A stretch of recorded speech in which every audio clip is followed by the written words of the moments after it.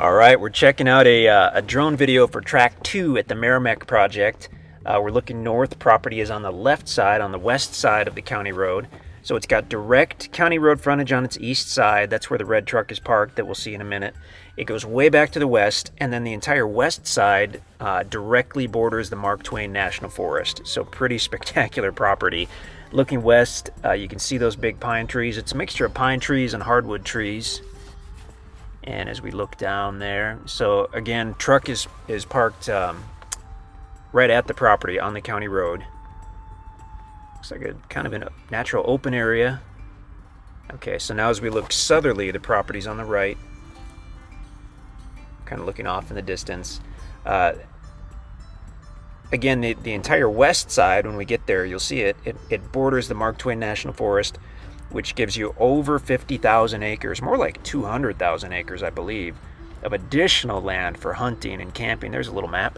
So track 2 is toward the top on this map. You can see it there. So bordering the county road along its entire east side. Look way back to the west, to the left, it borders the National Forest. There's actually a power line running through the National Forest, so that's not too far away. Entirely wooded for the most part. You might have some small natural openings. There's a topo map. So this lays probably as or more nicely than any of the tracks out here. The entire east side is virtually level if you look at this topo on track 2. When you get back to about the middle, it slopes down gently to that tiny creek bed, rises back up to a level area, and then kind of gently slopes up and down as you go west toward the National Forest on that west side. So we're going to do, I believe, a full flyover here and get a look at this. The thing that really jumped out to us on this track when we were out there, that does look like a little natural opening, was the number of large mature pine trees on this property. They can be tough to pick out in a video. Actually, they're kind of jumping out at us here. The darker colored trees are going to be the pines. That's super cool if you're into the idea of building your own log cabin. To have the materials on site can literally save you $20, $30, $40,000. A prepped log cabin log delivered can be hundreds and hundreds of dollars. So to have them on site, getting bigger by the year is awesome. Obviously, you can't cut the timber here until the property's been paid for in full, but it's only getting bigger in the meantime. So that's pretty fantastic to have your log cabin materials on site already. And as we fly westerly, we're getting to the point now where it's sloping down a little bit toward that tiny creek bed, and then back up. We're kind of toward the center of the property. We've got that large level area toward the center. I mean, you've got so many options for building sites or camping sites or hunting spots on this property. If you cleared a straight trail going straight back, you would have an excellent shooting lane, because the property goes back to the west about 2,000 feet before it directly fronts that national forest, and I think we're getting close to that point. Orienting toward the north. The property does not quite go up to that meadow. It sits back a little bit from that meadow. And let's see where we are here. I believe we're kind of looking northwesterly. That power line that you see toward the lower left portion of the screen goes through the National Forest and then into that farm to the north. So on the left, we've got the Mark Twain National Forest stretching way off to the north and the west and the south and the east. But it does directly border this property on the property's entire west side, which is pretty amazing. So we're seeing just a fraction of the National Forest, but you can literally, go right into your property from the National Forest.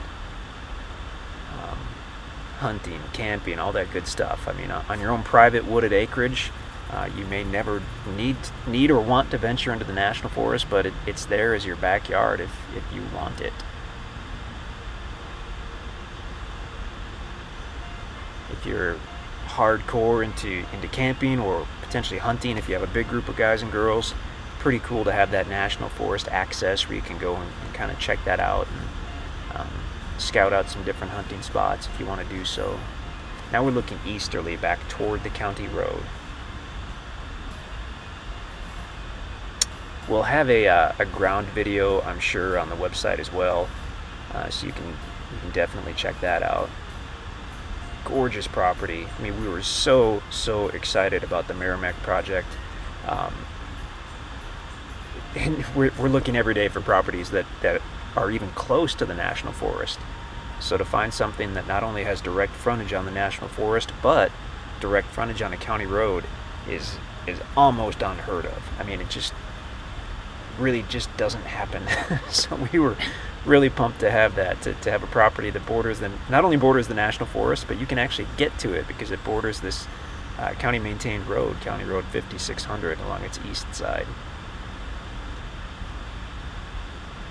Slowly moving easterly back toward the county road.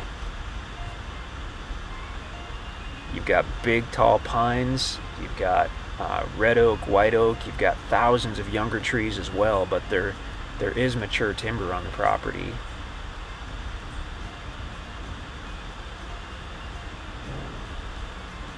And now we're orienting back to the north, I believe, as we get close to the county road here. There's the county road.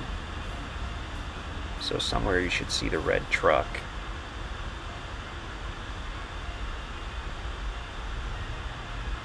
If we're in the right spot, I believe we are. So again, the property about 200 feet wide. So on a wooded property, that gives you a lot of privacy factor, especially on this particular track, because you can go back to the west 1,000 feet or more if you want to. It's really not that hard to create a little driveway or a trail through the timber. And you can have supreme privacy if you want to do that. I mean, you could create a trail all the way back to the National Forest if you wanted to be able to drive your vehicle back there to make it easy to access that National Forest.